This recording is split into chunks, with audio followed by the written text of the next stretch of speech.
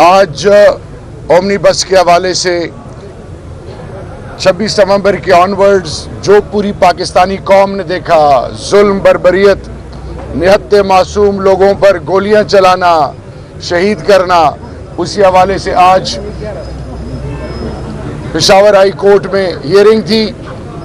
इकबाल आफरीदी साहब और बाकी हमारे तमाम वो मेंबरान, चाहे वो प्रोविंशियल या नेशनल असेंबली के जितने स्टेक होल्डर्स हैं, क्योंकि हमारे लीडर खान साहब और हम सब rule of law, supremacy of law की बात करते हैं, तो हम अल्हम्दुलिल्लाह लीगल प्रोसेस के थ्रू तमाम चीज़ों का ना सिर्फ बदावा चाहते हैं बल्कि उसके लिए हर लेवल तक जाने के लिए तैयार हैं, क्योंकि कानून और आइन की बालादस्ती ही कौमों को इज़्ज़त और दवाम बख्शती है।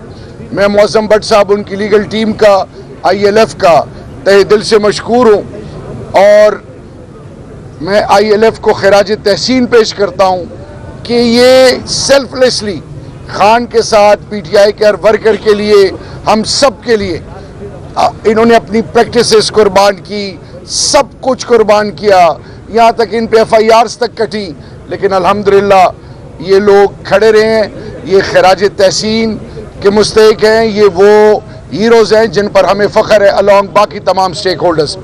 एक चीज़ मैं आपको बताना चाहूँगा कि 3% फ्रॉम डिविजिबल पूल ये वादा किया गया था, रियासत ने वादा किया था, तमाम स्टेक होल्डर्स ने वादा किया था, form of Phata, merge districts, और एंड रिजल्ट क्या है कि सब ने मुंह फेर लिया है।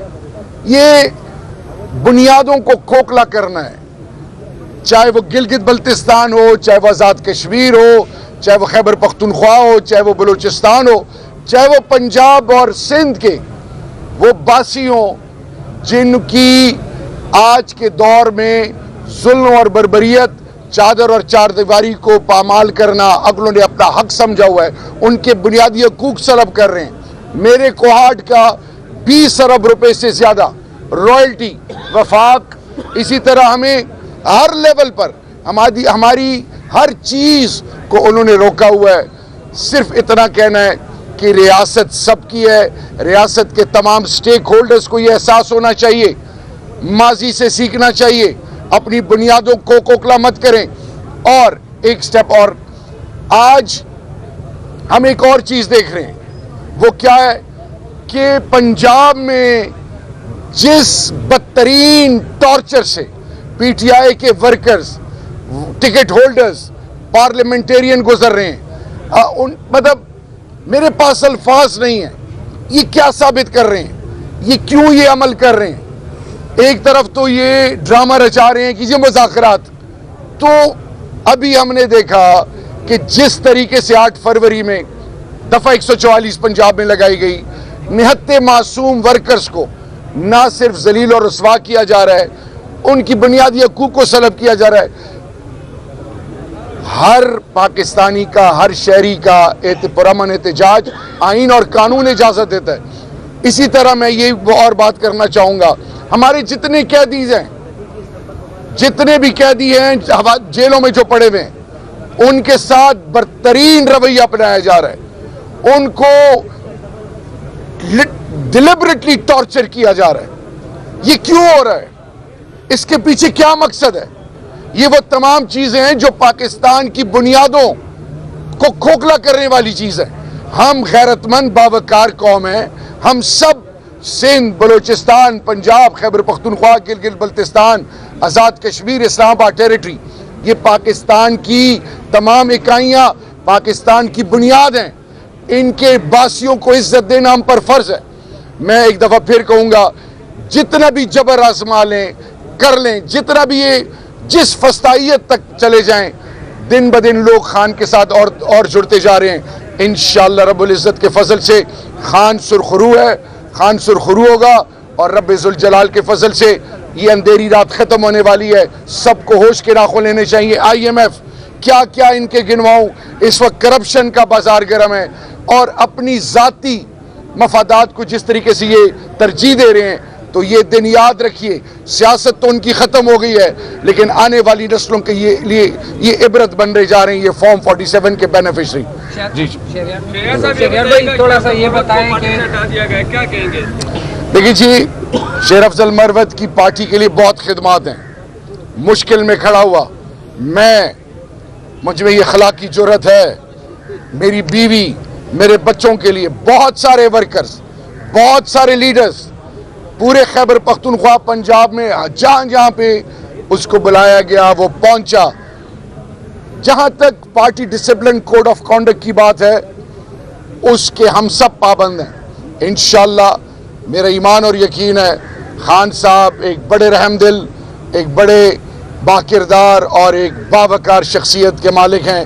मदीना की रियासत का ये जो नारा और जिस पर हमारा ईमान और यकीन है, इसी तरह नए पाकिस्तान का, तो इंशाअल्लाह अनकरीब उनके साथ बात होगी। और मेरे यकीन और ईमान है कि खान साहब इस चीज़ पे हमारी बात सुनेंगे। हमारी ख्वाहिश एक है, पार्टी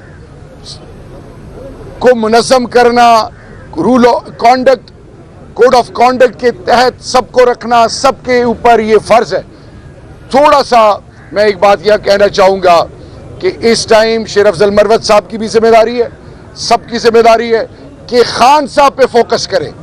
ये आपस की लड़ाइयाँ, ये पार्टी के अंदर ये मुख्तलिफ तरीक़ों से जो पार्टी के इमेज पे जो एक किस्म की आंच आ रही है, इसका नुकसान खान साहब को है। तो मैं एक चीज़ पे जोर देना चाहूँगा, ये घर के मामलात हैं, घर के मामलात हल हो जाएंगे इंशाअल्लाह। ये बताएं कि बैरिस्टर साहब भी कह रहे हैं कि उन्हें पता, सूबाई हुकूमत ने जो है वो गुज़िश्ता सूबाई हुकूमत ने 2019 में कानून नाफिज किया था पूरे सूबे में, जो जबर और वहशत की जो है वो एक निशानी है, और वो civil power of action act and civil power regulation है। उस कानून को तौसीक की पीटीआई की हुकूमत ने और पेशावर के इस अदालत ने उसको कलदम करार दिया था, और फिर पीटीआई की हुकूमत सुप्रीम कोर्ट चली गई थी, इसके खिलाफ अपील दायर की थी। अब वो वकील कह रहा है, उन्होंने इमरान खान को भी खत लिखा है और आपको भी कह रहा है कि इस काले कानून को जो है वो वापस लेके जिसके 9 मई के बाद आप भी निशाना पर है उस कानून के तहत। इसके हवाले से आप क्या कहें? मैं एक चीज़ आपको कहना चाहूँ, मैं लीगल एक्सपर्ट नहीं हूँ, हमारी लीगल टीम है, इसका बेहतर तरीके से वो जवाब दे सकते हैं। कोई भी ऐसी चीज़ जो किसी तरीके से अपनी ज़ात को प्रोटेक्ट करना और अगले की तजलील का सबब बनना, इसकी ना पीटीआई ना इस पे कभी यकीन रखती है। हमने एक ऐसी सोच अपनाई हुई है कि हम मशावरत से तमाम वो मसाइल, तमाम वो चीज़ें जिसको आम आदमी से डायरेक्ट और इनडायरेक्ट फ़ायदा है, उसके लिए हमने खड़े होना है। और इसीलिए मेरा leader rule of law, supremacy of law की बात करता है, कानून और आइन की बालादस्ती। ये 26th अमेंडमेंट के बाद ये जो कुछ आप देख रहे हैं, जज साहबान क्या लिख रहे हैं, क्या कुछ हो रहा है, पूरी कौम की नजरें हैं, तारीख में ये तमाम चीज़ें लिखी जाएंगी। एक चीज़ मैं आपको बताऊं, इस टाइम वक्त की ज़रूरत यह है कि सबको सर जोड़ के बैठना चाहिए। मैं एक बात और कहना चाहूँगा, अफगानिस्तान, कल मुझे एक बच्चा मिला अफगानिस्तान का, नमल यूनिवर्सिटी का वो स्टूडेंट है, उसने मुझे कहा कि जी मैं पाकिस्तान में पला बड़ा हूँ, पाकिस्तान का झंडा, कौमी तराना बचपन से स्कूलों में पढ़ते आ रहे हैं, ये हमारे साथ क्या रवैया है? लोग गैरों को अपनाते हैं। अफगानिस्तान हमारा बरादर इस्लामी मुल्क है, उनके साथ ये जो रवैया अपनाया जा रहा है, एक प्रॉपर तरीके से चलें, किसी की इज्जत नफ्स मजरू ना करें। ये जो वतीरा अपनाया हुआ है, ये मैं मोहसिन नकवी साहब को डायरेक्टली, खुदा के लिए पाकिस्तान के साथ जितने भी हमसाया ममालिक हैं और बिलखसूस अफगानिस्तान के पाकिस्तानी और पाकिस्तान के जो वहाँ पे आबाद हैं, इन सब को इज्जत दें, इनसे बात करें, इनके बड़ों को बुलाएं, एक प्रॉपर तरीके से उनको ट्रीट करें। ये जो रवैया है पकड़ के उनके कारोबार बंद करना, ज़बरदस्ती करना, ये कहीं पे भी जस्टिफाई नहीं होता। आपने और हमने तारीख रकम की है, 43 साल unprecedented hosting of Afghan refugees. वो सारा जो आपने उनके साथ नेकी की है, आप उसको क्यों खराब कर रहे हैं? वो बच्चे और वो लोग जो पाकिस्तान से मोहब्बत करते हैं, मेजॉरिटी लोग अफगानिस्तान के आज भी पाकिस्तान से मोहब्बत करते हैं। कुछ पोस्टों और कुछ ना समझो की वजह से अपनी सोच ना बदलें। आप मुज़ाकरात करें, एंगेज करें, फॉरेन मिनिस्टर को भेजें, उनके साथ बात करें। जब आप बात करेंगे तो इंशाल्लाह इसका हल निकलेगा। ये बताएं कि बैरिस्टर गौहर साहब और जो दीगर कायदीन है वो ये कह रहे हैं कि हमें नहीं पता शेर अफजल साहब के निकालने का नोटिफिकेशन क्यों इशू किया गया है। दूसरा ये बताएं कि शायद खटक साहब ने भी और मिशन बुखारी और ने भी एक ट्वीट किया है। उन्होंने कहा कि जो पार्टी के मज़े लूट रहे हैं और 26वीं तरमीम में और 24 नवंबर को जिन्होंने कमजोरी दिखाई है उनको निकालना चाहिए बजाय इसके कि शेर अफजल को निकाला जाए। देखिए जी, बहुत बेहतर इसका जवाब दे सकते हैं। मैं खुद कल अडियाला में था, मैं काफ़ी देर था, मेरे सामने कोई ऐसी बात नहीं हुई। अकेले में बात हुई हो तो उसका मैं कुछ कह नहीं सकता। मैं खुद इस चीज़ को खुद गवाह हूँ कि मेरे सामने कोई ऐसी बात नहीं हुई। बाकी हमारे घर के मामलात हैं, इंशाल्लाह हल हो जाएंगे। एक मिनट के हवाले से बताया कि अभी क्या स्टेटस है उस दिन ये अभी मैंने आपको बताया नहीं कि मुज़ाकरात दफ़ा 144 लगा के। देखिए जी, मैं आपको बताऊं, खान साहब ने उनसे एक चीज़ 3 डिमांड्स रखे हैं। 9 मई का जुडिशल कमीशन क्यों नहीं बन रहा, क्या रुकावट है उसमें? दूसरी चीज़, एक तरफ मुज़ाकरात कर रहे हैं और दूसरी तरफ दफ़ा 144 लगा के पीटीआई को बदतरीन फस्तायत और ज्यादती का शिकार बनाया जा रहा है। मुज़ाकरात इस माहौल में नहीं होते जब आप अगले की इज्जत नफ्स को मजरू करें।